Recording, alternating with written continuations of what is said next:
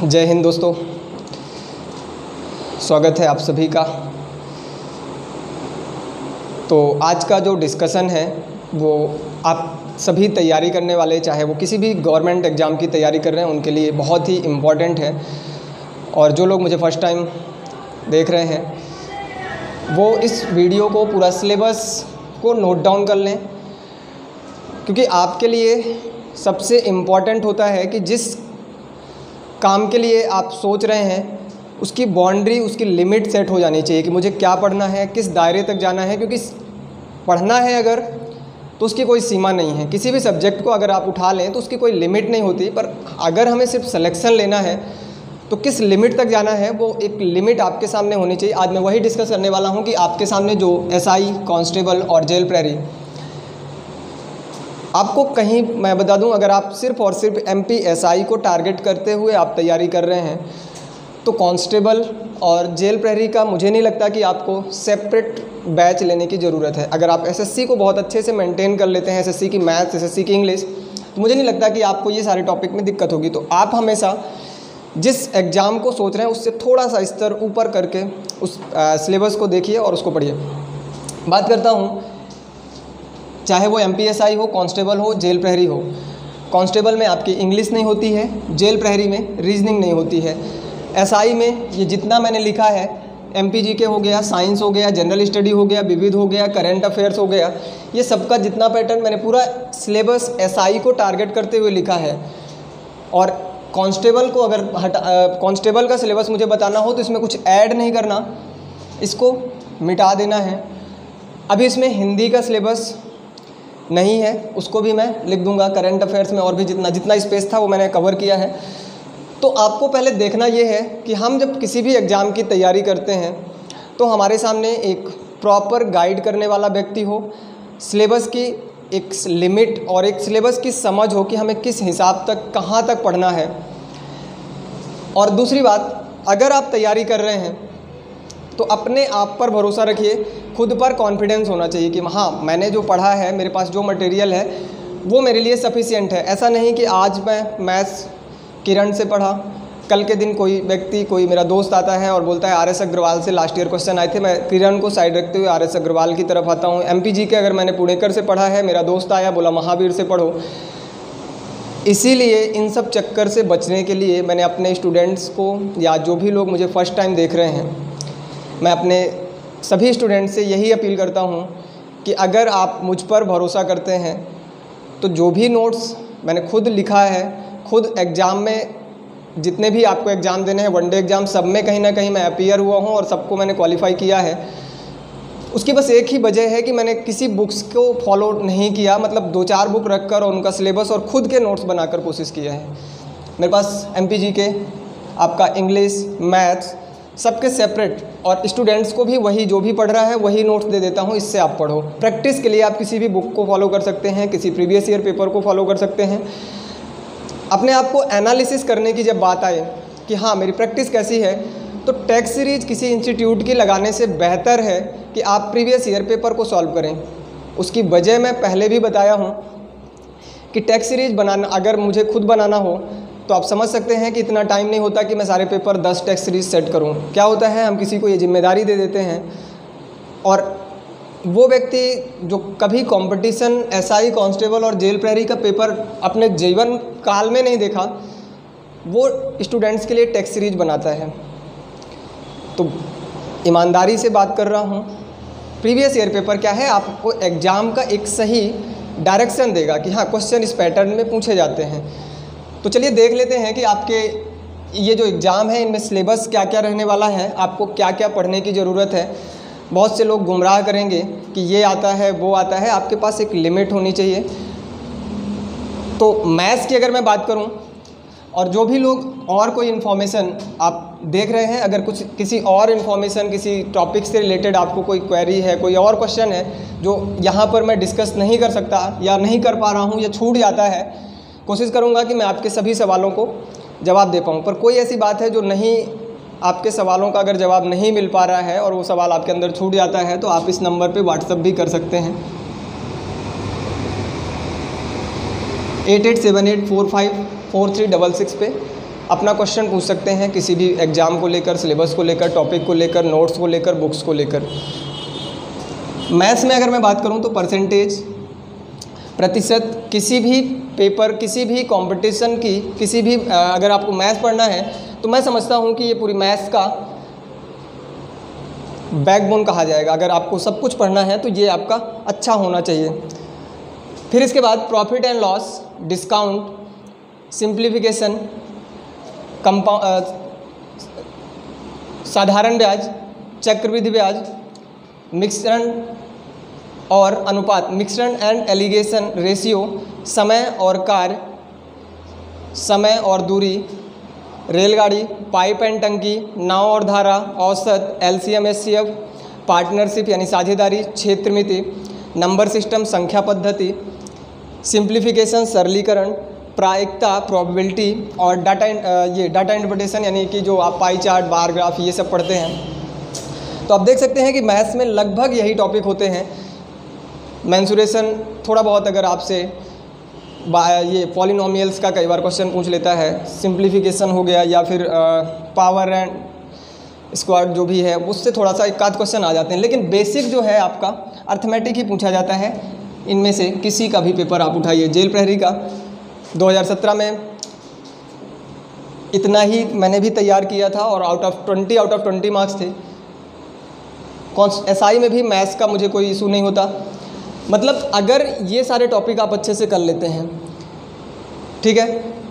English की अगर बात किया जाए तो बहुत बेसिक सी इंग्लिश आपसे पूछी जाती है। मतलब सेंटेंस में जो इरर है, इरर फाइंड करना, पैसेज आ जाता है, जैसे tense, voice, narration, article, preposition, adjective, subject, verb, agreement. 5 नंबर का एसआई में आपका पैसेज आ जाता है। फिर इसके बाद modals, conjunction, one word substitution, conjunction and question tag, idiom phrases भी पूछ सकता है, एंटोनिम सिनोनिम से के क्वेश्चन अभी तक तो एसआई कांस्टेबल में नहीं। जेल प्रहरी में 2017 के पेपर में, 2018 के पेपर में एक क्वेश्चन यहाँ से आप कह सकते हैं एंटोनिम सिनोनिम से पूछ, और इसी में आप लिख सकते हैं इरर। तो इरर कोई अलग से टॉपिक नहीं है, सेंटेंस इरर इन्हीं टेंस में से या क्वेश्चन टैग में से या आपके कंडीशनल सेंटेंसेस से इरर बनते हैं। बात समझ में आई। फिर इसके बाद रीजनिंग की अगर मैं बात करूं तो डाइस, ब्लड रिलेशन यानी कि रक्त संबंध, जैसे कि वह अपने पिता की इकलौती पुत्र का भाई, ऐसे क्वेश्चन जो होते हैं वो इस टॉपिक के अंदर। दिशा और दूरी, समय, कैलेंडर यानी टाइम एंड कैलेंडर, सीरीज के क्वेश्चन होते हैं, कोडिंग, डिकोडिंग, वर्ड फॉर्मेशन यानी कि आपको शब्द दिया रहेगा, बोला जाएगा इससे कितने पॉसिबल शब्द बनाए जा सकते हैं, मीनिंगफुल वर्ड्स बनाए जा सकते हैं, न्याय निगमन, मिसिंग नंबर ज्ञात करना, दर्पण में कैसी प्रतिबिंब बनेगी यदि हम मिरर में या जल में इमेज, कागज़ को काटना, फिर इसके बाद उसको ओपन करना और क्या फिगर बनेगा उसके बारे में बात की गई है। अब बात करते हैं एमपी जीके मध्य प्रदेश का। अगर आप एग्ज़ाम दे रहे हैं तो मोस्ट इम्पॉर्टेंट हो जाता है कि आपके स्टेट जीके से क्वेश्चन पूछे जाएंगे। तो एमपी जीके में आप मध्य प्रदेश का पुनर्गठन, मध्य प्रदेश का संक्षेप अध्ययन, यानी कि जैसा मैंने अपने नोट्स में पहले भी आपको बताया कि नोट्स में अगर आप 52 जिलों का जो मैंने एक स्टडी करके पूरा आपको एक लिस्ट बनाकर, जिन बच्चों के पास मेरा हैंड रिटन एमपी जीके का नोट्स है उनको ज़रूरत नहीं है किसी बुक्स को फॉलो करने का या पढ़ने का, उतना सफिशिएंट है। फिर भौगोलिक संरचना, जलवायु, मृदा, मध्य प्रदेश की नदियाँ या उनमें बनी परियोजनाएं, वन तथा वन्यजीव अभयारण्य यहाँ से क्वेश्चन बनते हैं, खनिज हो गया, ऊर्जा संसाधन, कला एवं संस्कृत, मध्य प्रदेश की जनजातियाँ, खेल परिदृश्य यानी कि एक साल के अंदर जो मध्य प्रदेश के स्पोर्ट्स से रिलेटेड जो क्वेश्चन बनेंगे, पुरस्कार हो गया, मध्य प्रदेश में करंट में संचालित योजनाएं, पंचवर्षीय योजना से क्वेश्चन, समाचार पत्र, कृषि, परिवहन, औद्योगिकरण, और साइंस में तो आपको पता है फिजिक्स, केमिस्ट्री, मैथ्स का जो जनरल साइंस पूछा जाता है, ठीक है, फिजिक्स, केमिस्ट्री और बायो का, फिजिक्स, केमिस्ट्री और बायोलॉजी से जो बहुत जनरल फैक्ट क्वेश्चन पूछे जाते हैं। ऐसा नहीं कि फिजिक्स में न्यूमेरिकल, केमिस्ट्री में ऐसा कुछ भी नहीं। तो ये रहा आपका मैथ्स का, इंग्लिश का, रीजनिंग का और एमपीजी के साइंस के 3 टॉपिक, और जीएस में आपका है हिस्ट्री, पॉलिटी और ज्योग्राफी। बहुत 2017 एसआई का पेपर अगर देखा जाए तो जीएस के क्वेश्चन ज़्यादा पूछे गए थे, 2016 में जो इसके जीएस के क्वेश्चन ज़्यादा थे, 2017 में 6-7 क्वेश्चन हिस्ट्री, पॉलिटी, ज्योग्राफी को मिलाकर थे। तो ऐसा नहीं कह सकते कि हमें इसको अच्छे से तैयार नहीं करना। जेल प्रहरी की अगर मैं बात करूं, 2018 का जो पेपर था उसमें करंट अफेयर्स का ज़्यादा इम्पोर्टेंस, आपका इंडिया लेवल का करंट और एमपी का करंट ज़्यादा पूछा गया था। रीजनिंग आपको जेल प्रहरी के लिए इसको नहीं तैयार करना। इंग्लिश, मैथ्स ये पोर्शन हो गया, साइंस और जीके, और एक जेल प्रहरी में और ऐड होना है, वो क्या है, हिंदी। तो अगर सिलेबस इन तीनों का कुछ यही है, हिंदी को भी अगर मैं ऐड कर दूं और उसका अगर मैं बता दूं कि वर्णमाला, संधि, समास, उपसर्ग, प्रत्यय, मुहावरे, लोकोक्ति, छंद, ये रस, अलंकार जितना भी है, तो ये सब हिंदी का सिलेबस हो जाएगा। और सिलेबस ये आप लिख कर अपने सामने चाहे तो चिपका लें या मेरे जैसे अपने दिमाग में सेट कर लें। मुझे अगर ये बोलना हो तो मैं ऐसे खड़े होके और एक सीरीज़ में पूरा सिलेबस तो दिमाग में आपके होना चाहिए, तभी तो आपको ये होगा कि मैंने अभी क्या पढ़ा है, क्या छोड़ा है। आप एक बार इसको पूरा लिख लें, ऐसे ही चार्ट बना लें और आगे पूरा हिंदी का भी एक कॉलम बना लें। और जो मैंने बताया कि वर्णमाला से शुरू करके उपसर्ग, प्रत्यय, समास, रस, छंद, अलंकार, संधि, समास जितना भी है आप सब उसमें लिख लें। तो ये आपका पूरा का पूरा इन तीनों एग्ज़ाम का सिलेबस है। इतना सिलेबस लिखने के बाद ये आपकी, जो लोग इसकी तैयारी कर रहे हैं ये उनके लिए हुआ। जो कांस्टेबल के लिए सोच रहे हैं उनको किसी अलग बैच में जाने की ज़रूरत नहीं है। मैं बार बार बोल रहा हूँ, आपको ये बोला जाता है एसआई बैच भी ज्वाइन कर लो, कांस्टेबल भी कर लो, जेल प्रहरी का भी कर लो, आप अलग अलग फ़ीस देते हैं। सिर्फ़ और सिर्फ इस बैच को तो पकड़ो ना। इसमें क्या होगा, जब आप जेल प्रहरी के लिए जाएंगे तो आप इसको मिटा देना। मिटा देने का मतलब ये है कि पढ़ना है आपको, जब रिवीजन का नंबर आए तो आप इसको थोड़ा सा रिलैक्स, मतलब कि अभी नहीं पढ़ना है, जब एसआई देना होगा तब हम लोग कर लेंगे। फिर अगर कांस्टेबल में आप जा रहे हैं तो इंग्लिश को और हिंदी को, वहाँ पर क्या होता है 40 नंबर की आपकी मैथ्स, लगभग 35 से 40 नंबर की, वही 35 के आसपास आपकी रीजनिंग, और 30 नंबर का जो आपका बनता है जिसमें से general science, general study, MPG के ये आ जाता है। तो ये पोर्शन आपका। अब बात आती है डिफ़िकल्टी की कि कौन सा पेपर डिफ़िकल्ट होगा। तो सीधी सी बात है कि डिफ़िकल्टीज़ की अगर मैं बात करूं तो अगर अच्छे से पढ़ लें तो कुछ भी नहीं है। कंपैरिजन की अगर बात करें इन तीनों में तो कांस्टेबल से कहीं थोड़ा सा टफ हो जाएगा जेल प्रहरी का। क्यों? क्योंकि इसमें इंग्लिश है और मध्य प्रदेश में इंग्लिश अपने आप में एक ऐसा लगता है जैसे इसकी हमारी बहुत पुरानी दुश्मनी है और फिर से हमें इसका सामना करना पड़ता है। तो नाम सुनते ही हमारे अंदर एक कंपन यानी कि एक डर सा बन जाता है। ऐसा नहीं होना चाहिए। मैं आपको बताऊं कि आप एक बार आरंभ एजुकेशन हब की प्लेलिस्ट में जाकर 10th की पूरी क्लास एक बार देखें और अगर एक बार आपको मौका मिले तो पूरी इंग्लिश पढ़ें। आने वाली जो भी वैकेंसी हो इंग्लिश का पेपर सॉल्व करें और इसके बाद बताएं कि इंग्लिश में आपका डर कहाँ है, आपके मार्क्स कहाँ पर कटते हैं। वजह ये है कि हमें सही से पढ़ाया भी नहीं जाता। हमें ये लगता है कि मुझे इंग्लिश आती है और जब हम कंपटीशन में जाते हैं तो आपको इंग्लिश का एक जो मिथ मैं बताऊं कि जितनी चीज़ें आपको सही लगेंगी ऑप्शन में वो बिल्कुल गलत होती हैं। अभी आर्टिकल से टेंस मैंने पढ़ाया है और जो भी इस बैच में जो जेल प्रहरी का अभी जो बैच है, मतलब तीनों का एक कंबाइंड बैच है। आप किसी की भी प्रिपरेशन कर रहे हो, आप एडमिशन लेकर तैयारी करिए। एडमिशन के लिए ये व्हाट्सअप नंबर है और टेंस से स्टार्ट करेंगे। आप देखिएगा कि टेंस करने के बाद आप ये मत देखिए कि मुझे कितना आता है, आप सीधा एसआई का प्रीवियस ईयर पेपर उठाकर देखो और आप बताना कि टेंस पढ़ने के बाद कौन सा क्वेश्चन है जो छूट कर जाता है। आर्टिकल की अगर मैं बात करूं तो आर्टिकल जैसे ही हमारे दिमाग में आएगा कि आर्टिकल, तो आर्टिकल आते ही हमारे अंदर आएगा ए अंदा और फिर हम रट्टा शुरू कर देंगे, कहाँ पर ए आएगा, कहाँ पर एन आएगा, नदियों के साथ दा लगा दो, इसके साथ ये लगा दो। रूल्स रटना नहीं है, उसको कॉन्सेप्ट बनाओ ना। आर्टिकल जब पढ़ाऊंगा तो सबसे पहले तो ये बात समझनी है आखिर आर्टिकल है क्या, किसके साथ लगता है। तो किसी की पूरी इन्फॉर्मेशन अगर आपके सामने होती है तो आप आंसर, बहुत रेयर चांस होते हैं कि आप गलत करेंगे। यही हाल मैथ्स में होगा कि एक ही फॉर्मूले पे आपके सारे टॉपिक कंप्लीट होंगे।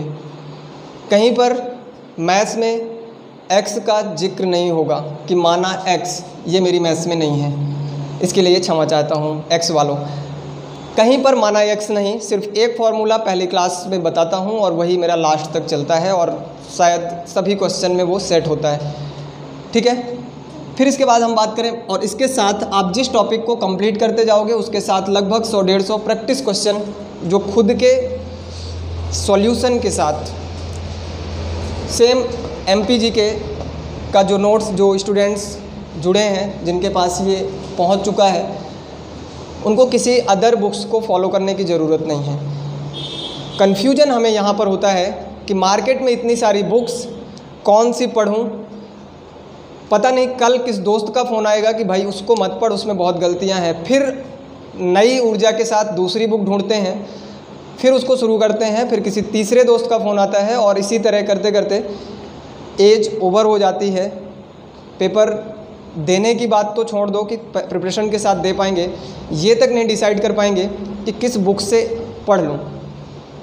तो कंफ्यूज नहीं होना, आप एक जिसके गाइडेंस में तैयारी कर रहे हैं उसके साथ बिलीव रखिए कि जितने भी एग्ज़ाम ये लिखे हुए हैं इन सभी के सभी रिटन क्वालिफाई किया है, तब आपसे ये बात कर रहा हूँ। तो इसके बाद अब हमारी जो क्लास है वो प्रॉपर तरीके से स्टार्ट होगी। सिलेबस को नोट करिए और फिर चर्चा करते हैं किसी अगली क्लास में टॉपिक को डिटेल में। इसको आप लोग लिख लीजिए और जहाँ पर भी बैठे हैं उसको सामने लगा लीजिए ताकि आपके पास आपका लक्ष्य सामने होना चाहिए। ठीक है, धन्यवाद।